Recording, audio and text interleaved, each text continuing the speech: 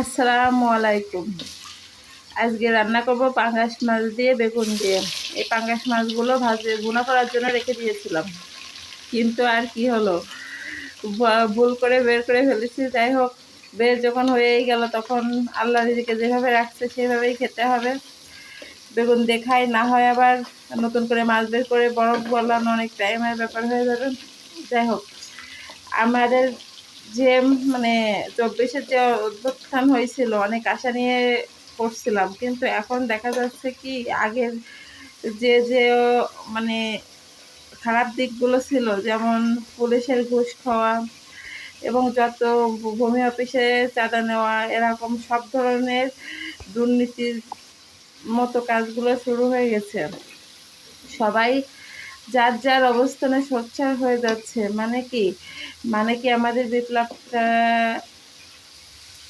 সঠিক ফল আমরা পাবো না। আশা করি আমাদের সরকার, মানে বর্তমানে অভ্যন্তরীণ সরকার যেটা যিনি আছেন, তিনি সব দিকেই লক্ষ্য রাখবেন, না হলে আমাদের বিপ্লবের আর এতগুলো জীবনের কোনো মূল্য থাকবে না। আপনারা আশা করি এদিকে খেয়াল করবেন। এখন প্রায় প্রতিটা থানাতেই দেখা যাচ্ছে পুলিশে আবার ঘুষ নিচ্ছে, প্রতিটি অফিসেই আবার দুর্নীতি হচ্ছে, ঘুষের কারবার চলছে, মানুষ হ্যারাসমেন্টের যত রকমের কাজ সবই চলছে। আমার এক ছেলের জন্ম নিবন্ধন করতে গিয়ে যে কত বিপদে পড়লাম, তাতেই বোঝা গেছে কত সমস্যা হচ্ছে।